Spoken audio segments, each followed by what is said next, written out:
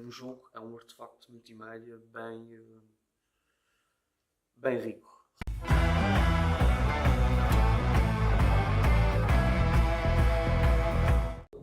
Boa tarde, Lázaro. Boa tarde. Obrigado por teres aceito o nosso convite para esta conversa. Este é o primeiro podcast do Nonagon.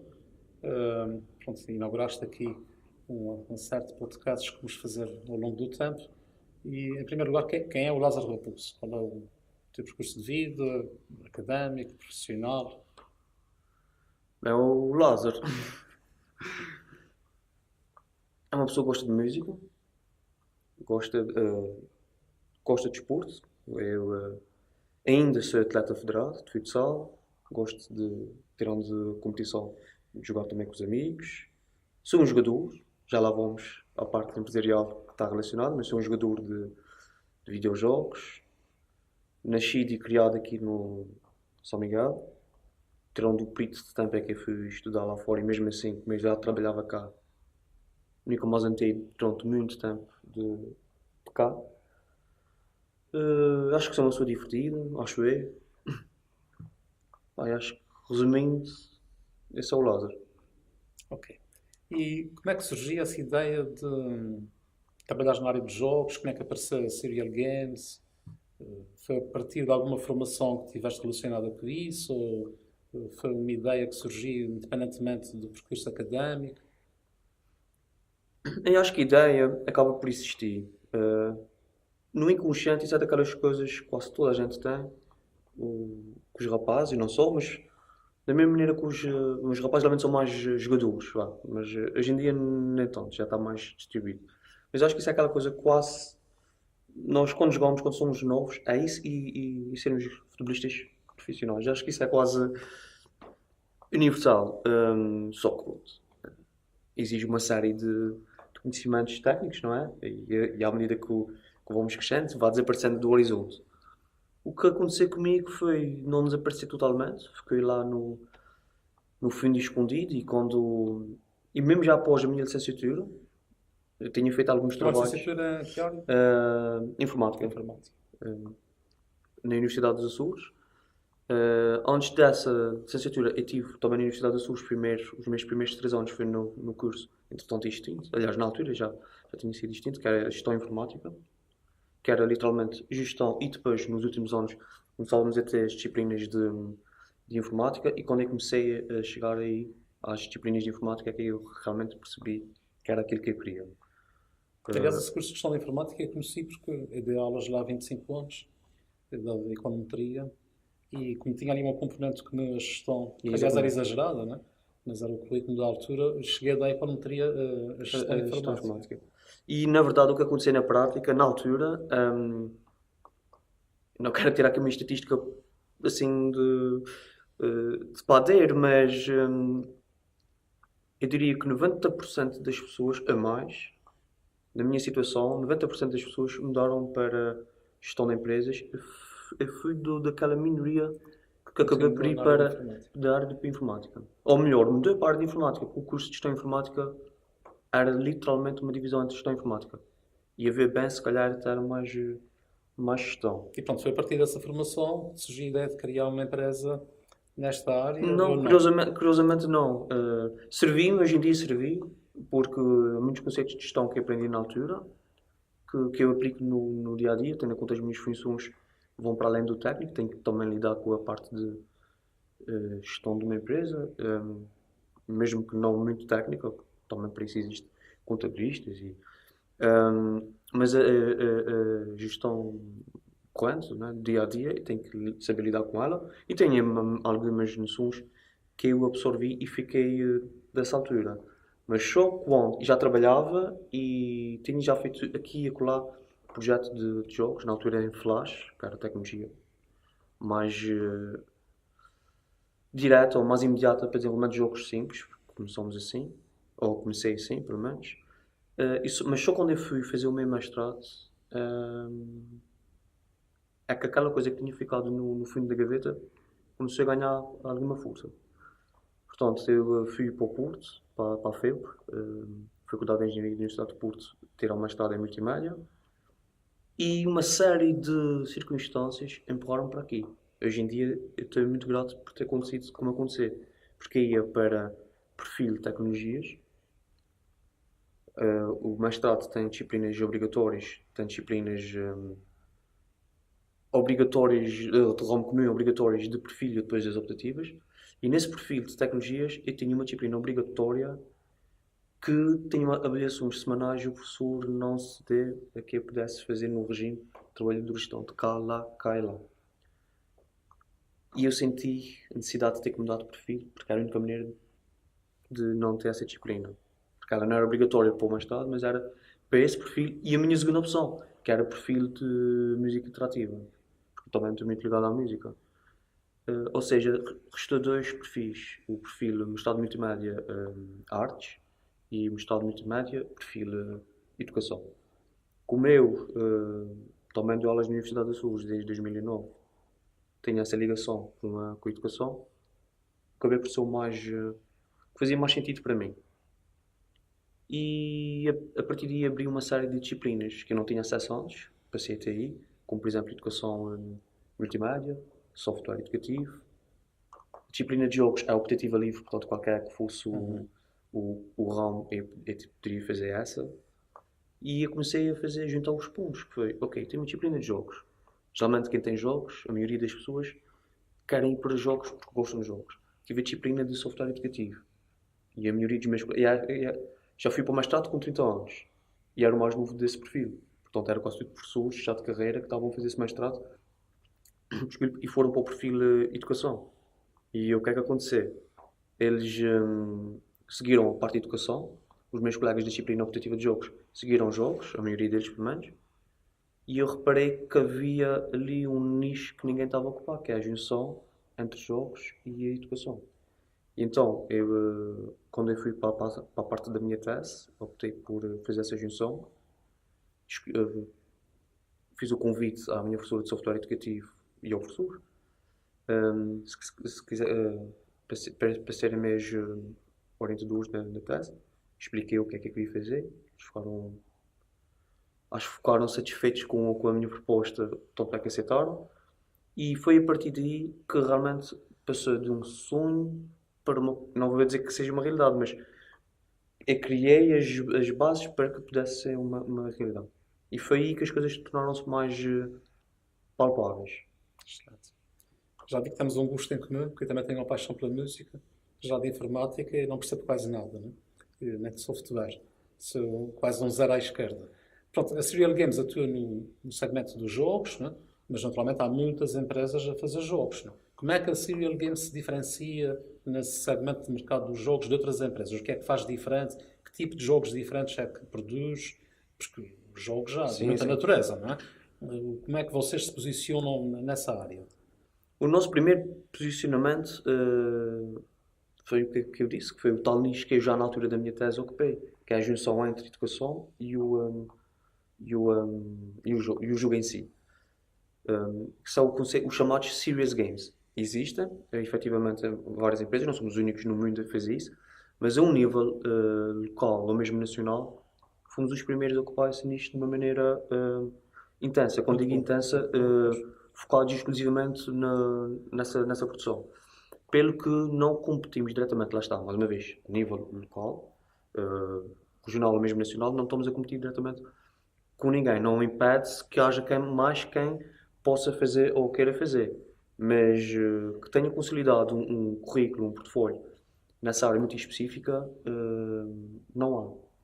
Isso é muito bom, porque isso diferencia a empresa Exato. e, portanto, nesse momento vocês, no fundo, fornecem para o mercado um produto que não tem muitas empresas similares a fazer o mesmo, pelo menos no mercado nacional. Exato.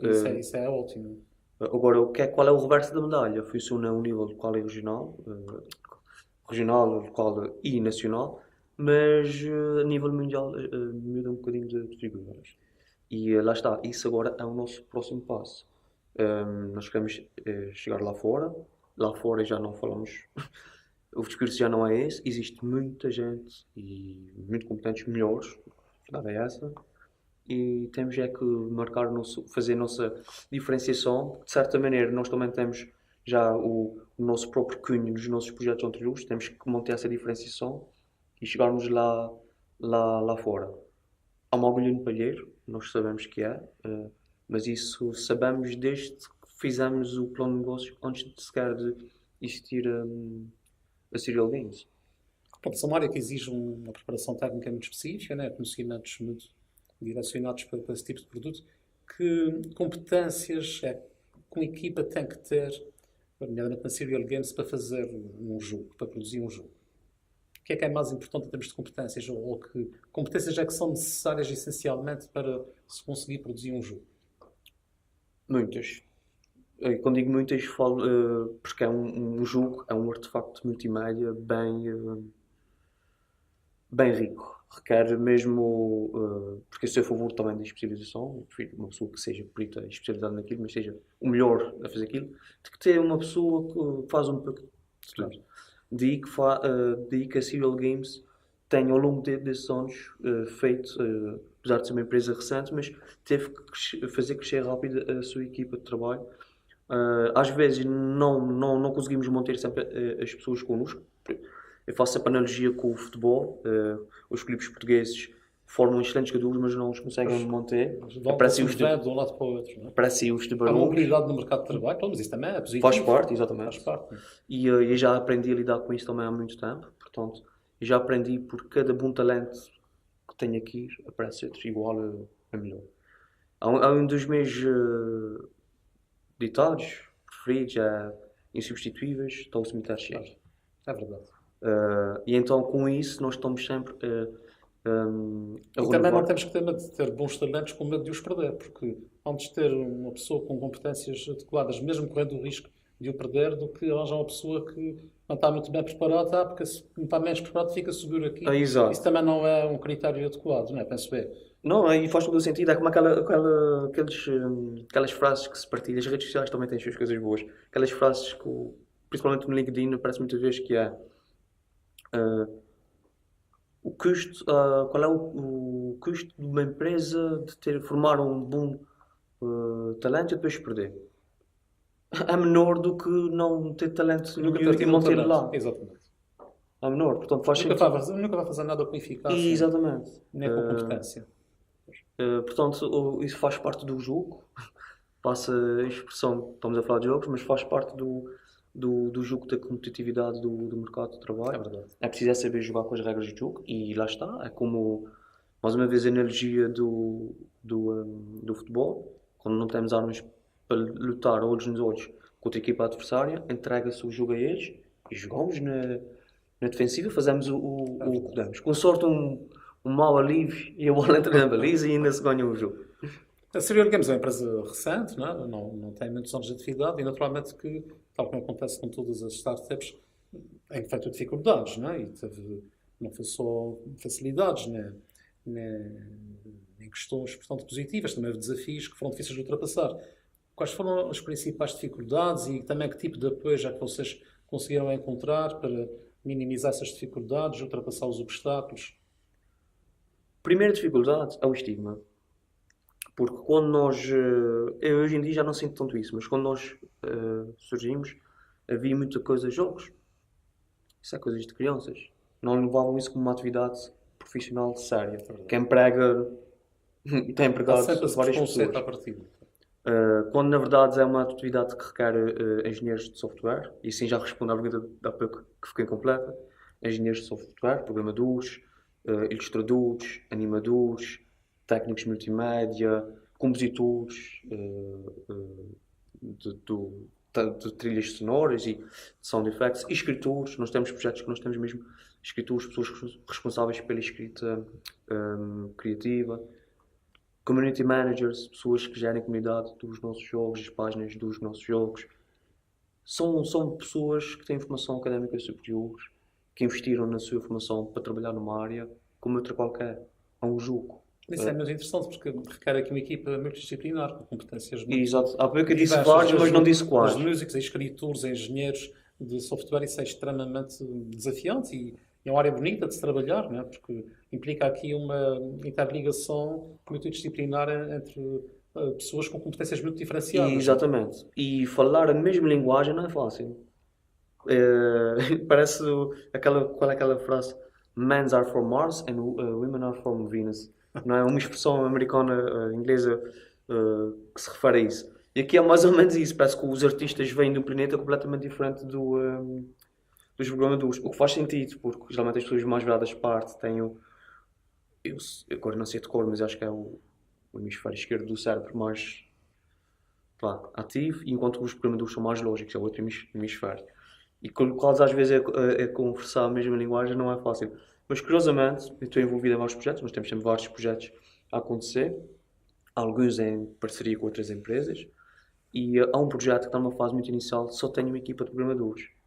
E adoro quando eu estou na conversa com eles e não quando estamos a fazer os planeamentos dos trabalhos, porque é tão fácil, aquilo decorre sem problemas nenhuns, um quinto ou um quarto do tempo do que corre no outro lado, onde eu tenho equipa já toda completa, multidisciplinar, com artistas, ilustradores, animadores, compositores, programadores. Mas a verdade é essa, apesar de ser tão fácil e não dar dor de cabeça, eu sinto a falta do rebuliço, de ter várias pessoas querem dizer a mesma coisa, mas com conversas completamente diferentes, típico da formação e da predisposição para determinado tipo de tarefas. Eu acho que o bonito da coisa está precisamente aí. E vocês, pronto, há um conjunto de mecanismos de apoio, né, que estão disponíveis, de financiamentos, nomeadamente, né, desde incentivos financeiros, a capital de risco, empréstimos com garantia mútua, a business angels, enfim, quer dizer, há uma panóplia muito diversificada de apoios que nós devemos aproveitar, não é? Quando pretendemos fazer um investimento. Vocês conseguiram algum apoio financeiro para a realização do investimento inicial da empresa? Tiveram dificuldades em obter esses apoios? Não tiveram? Como é que isso se passou? Nós tivemos, já vou dizer quais. Nós também temos um dos sócios da Serial, que é o outro sócio gerente além de mim. É dessa área, portanto ele está sempre dentro do que é que existe, do que é que não existe, como concorrer, como tentar tirar partido dessas vantagens competitivas. Mas o principal boost que nós tivemos foi o facto de termos ganho o concurso regional de empreendedorismo em 2014. Já foi em 2014. Foi em 2014. Foi antes de... Pois é, na altura geria essa medida, aliás, já foi no âmbito da CDE, parece, em 2014, e eu sabia que de facto tinhas ganho um prémio no âmbito do concurso de empreendedorismo. Já não me lembrava agora há quanto tempo. Foi em 2014 porque na altura, para concorrer, não podíamos ter ainda empresa constituída. Exato. E nós começamos as peças de concurso ainda antes de termos a empresa. Entretanto, já na fase final, já não afetava o concurso, independentemente de sabermos se íamos ou não ganhar, já tínhamos empresa constituída. E isso também acabou por ser um marco de que estávamos confiantes, independentemente de ver ou não haver aquele prémio. Agora, a verdade é que, havendo prémios, nós conseguimos antecipar a compra de material, principalmente, porque ia ser um investimento gradual ao longo do tempo, e nós conseguimos antecipar e de algum tempo para cá nós não temos custos de aquisição de computadores, porque nós já... Foi um impulso importante na concretização do investimento. Garantidamente. Sempre que ainda era um valor razoável, não é? Depois disso nós vamos ao Empreende Jovem. Complementarmente ao prémio de concurso de empreendedorismo, já dei aqui um apoio. Nós tínhamos foi importante para o empurrão inicial do projeto. Claramente que foi muito importante. As dificuldades, principalmente a nível do Empreende Jovem, lá está. O processo às vezes é burocrático e arrasta-se. Não vou dizer que tenha sido uma coisa ágil, que não foi. Nunca é fácil, não é? Mas vale a pena. Mas vale a pena, fomos pacientes. Exatamente, compensa sempre no final. Faz a diferença no risco, não é? Exatamente. Se corre a realizar o investimento. E hoje em dia temos portanto, isso terminou entretanto há coisa de 2 anos atrás. Nos últimos 2 anos temos tido aquela tranquilidade que foi também em parte dessas duas medidas, do prémio e do Empreende Jovem. Ok.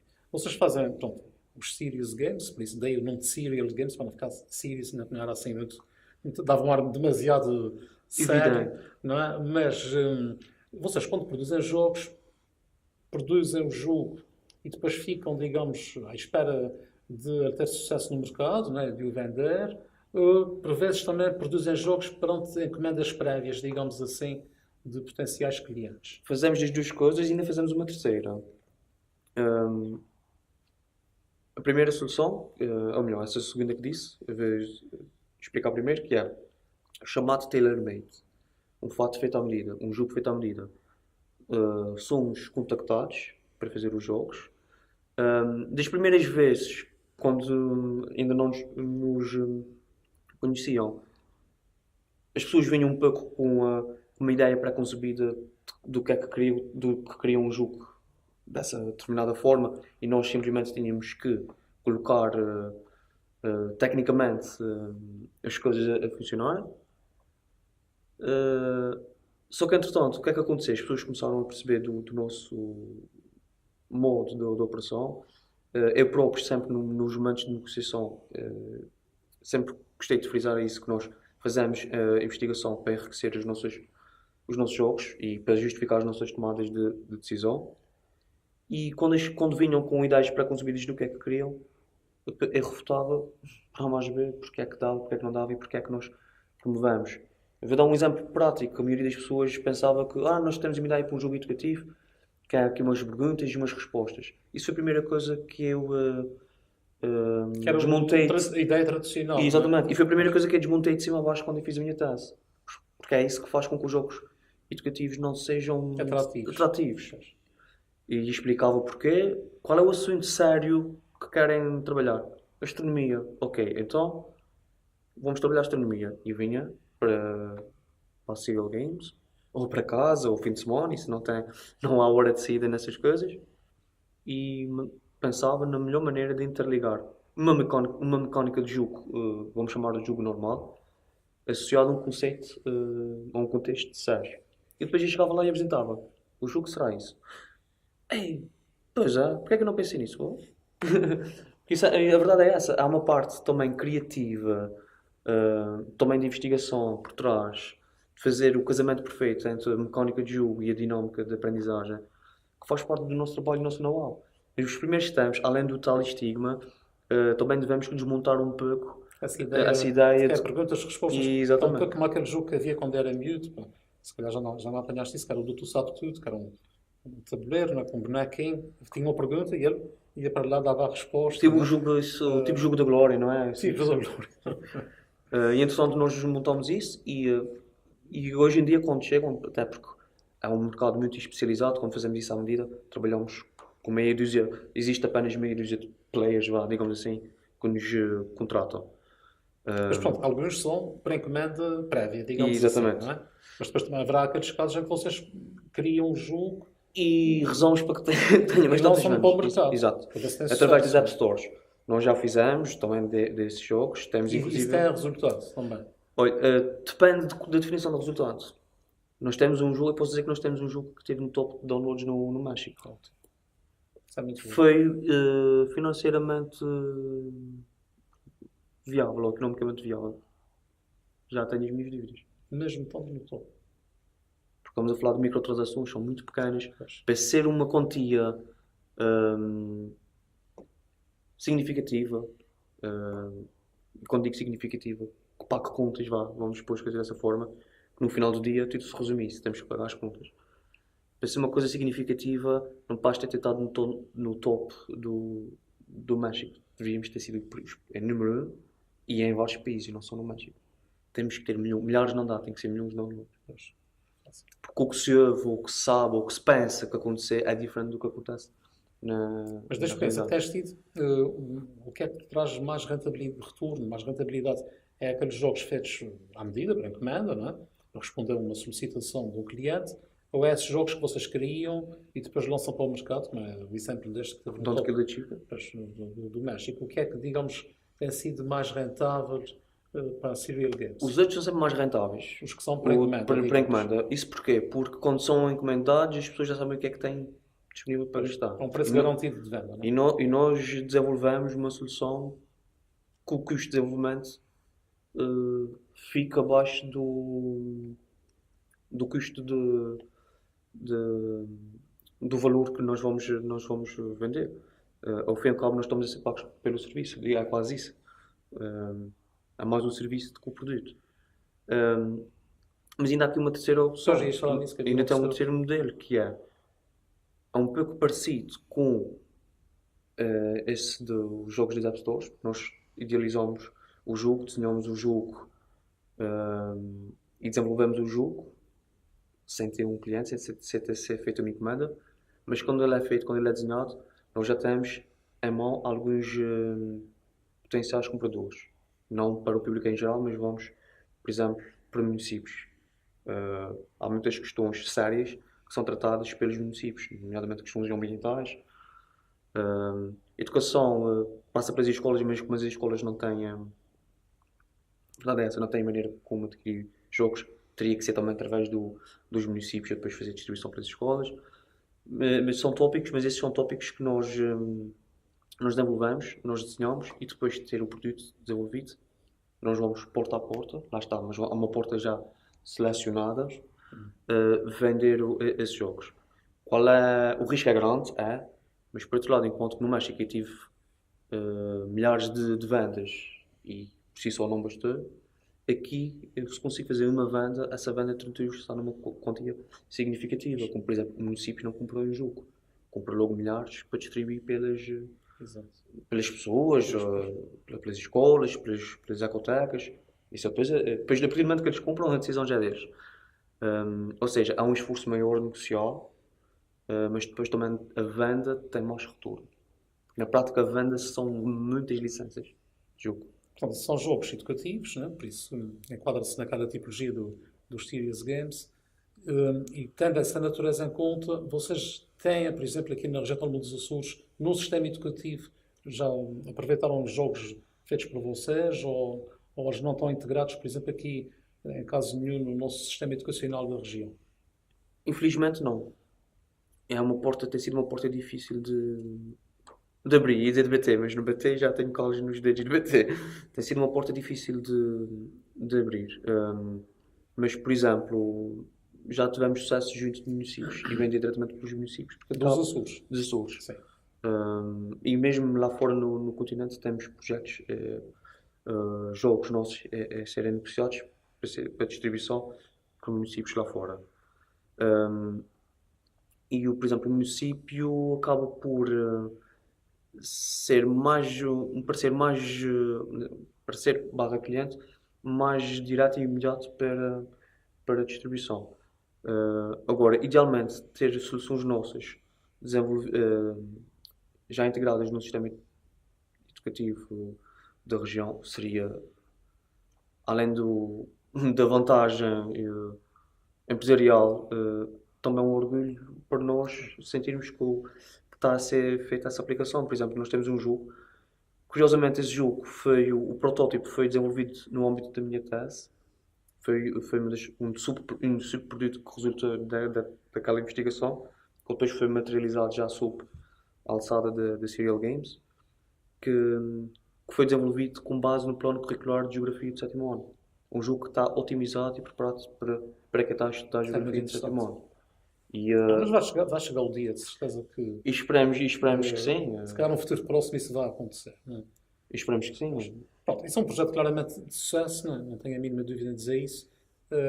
Vocês têm, digamos, objetivos de expansão, têm uma estratégia em que a médio prazo pensam expandir a empresa, pensam, por exemplo, fazer parcerias com outras entidades que neste momento ainda não estejam envolvidas na vossa atividade. Portanto, eu recordo-me cá, precisamente aqui, há uma semana atrás, tivemos aqui o Engenheiros de Portugal, diretor-geral da Cotec, que é uma grande associação empresarial de inovação e que, aliás, tem um papel muito importante, né, na promoção de inovação junto às empresas, inclusivamente com parcerias muito relevantes com o Governo da República no domínio, por exemplo, da indústria 4.0, que eles monitorizam um conjunto de medidas daquilo que se designa de indústria 4.0, que tem a ver essencialmente com a digitalização da economia e intervém, portanto, em muitos outros domínios na promoção da inovação. E ele fica muito bem impressionado com a tua apresentação, comentou isso comigo, gostei muito, né, de saber que havia uma empresa aqui desta natureza que desenvolvia esse tipo de produtos e, portanto, quando eu digo isso de eventuais parcerias, é também um pouco com esse feedback que tive, por exemplo, de uma pessoa que é o diretor-geral da Cotec, né, que tem um papel importante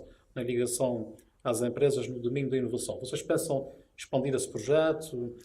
Qual é a vossa estratégia de médio prazo? Eu acho que uma coisa, o primeiro indício de que nós alcançamos, pretendemos alcançar, pretendemos expansão desde o início é o próprio nome da empresa. Nós temos a perfeita noção que a taxa de sucesso é pequena.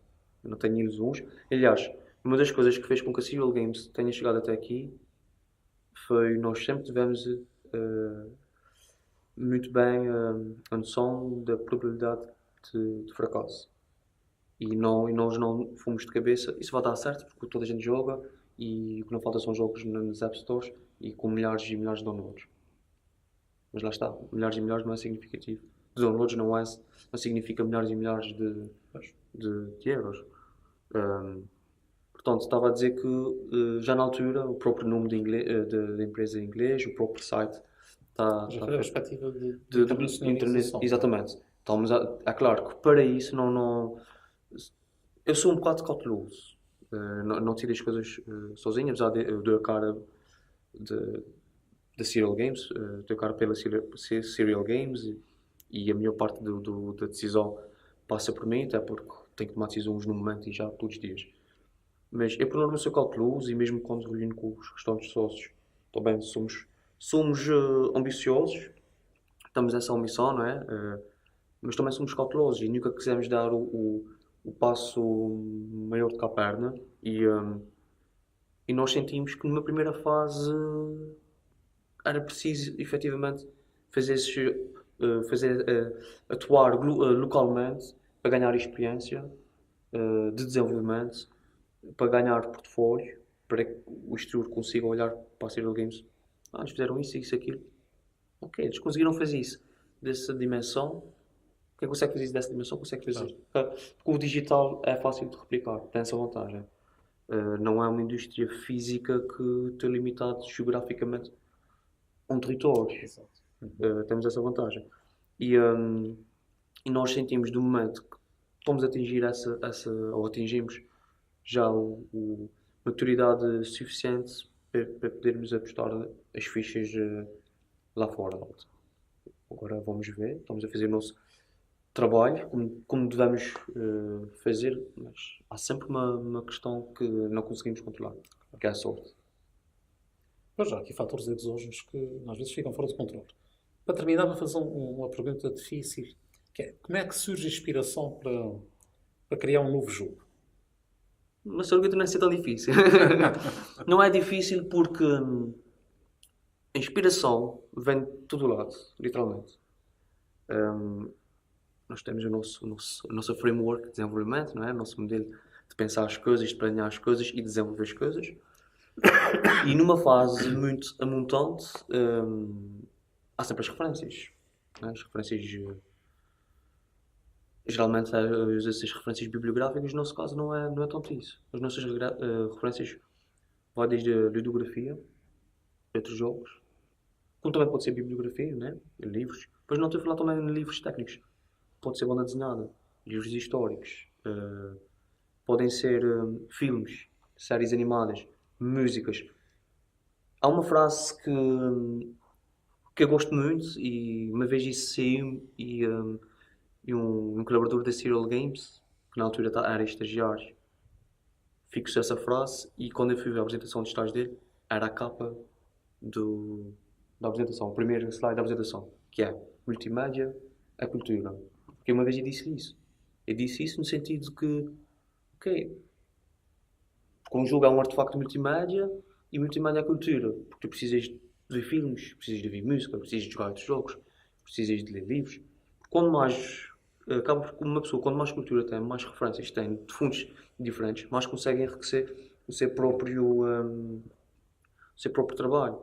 Por exemplo, eu referi que estou muito ligado à música, mas não disse em que eu toco bateria. Essa parte devia ter sido no início da entrevista.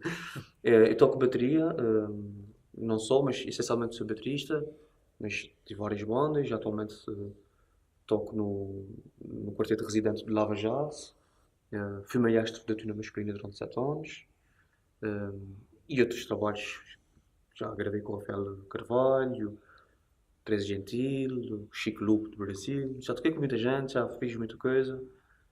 E inclusive dou aulas. E uma das coisas que eu digo aos meus alunos, porque eles eu gostava de saber fazer isso, qual é o álbum, qual é o batista que eu tenho que ouvir. E eu digo, olha, ouves esses 10. Quando acabares de ouvir esses 10, ouves esses 100. Quando acabares de ouvir esses 100, ouves esses 1000. Quando mais tu ouvires, quando mais tu souberes, mais tu pegas um pouco de cada. E curiosamente, tu és mais original quando mais copiares de fontes diferentes. Porque ouvir sempre a mesma fonte, nós acabamos por ser uma cópia daquela fonte. Isso mesmo. E eu vim de Cria-se vários. menos destreza e menos capacidade de, no fundo, executar o que se pretende. Exatamente, exatamente. E assim, e a mesma coisa funciona para os jogos. Eu vejo muitos filmes, às vezes são coisas tão pequenas, mas com a devida capacidade de atenção, com a devida atenção ao pormenor e capacidade de filtrar o que realmente poderá ser útil ou não, nós conseguimos colocar aquilo no jogo em si. Ser jogador ajuda, porque como é que eu costumo dizer? Fazer jogos e não ser jogador é quase a mesma coisa que ser um cozinheiro e não gostar de comida. Um cozinheiro magrinho é de se desconfiar. Sempre me disseram isso. Sempre me disseram isso. Mas não acho que seja um requisito principal. Curiosamente, não. Eu prefiro um programador que venha da engenharia, uma engenharia informática ou ciências da computação, do que venha de um curso de desenvolvimento de jogos. Porque lá ele aprende um pouco de desenvolvimento de jogos, um pouco de tudo. E não é que eu quero uma pessoa que seja mesmo boa naquilo. Programador. Ou uma pessoa, um ilustrador que venha de belas artes e não de um curso específico de desenvolvimento de jogos. Porque o resto são referências que nós vamos beber a várias fontes. Ok.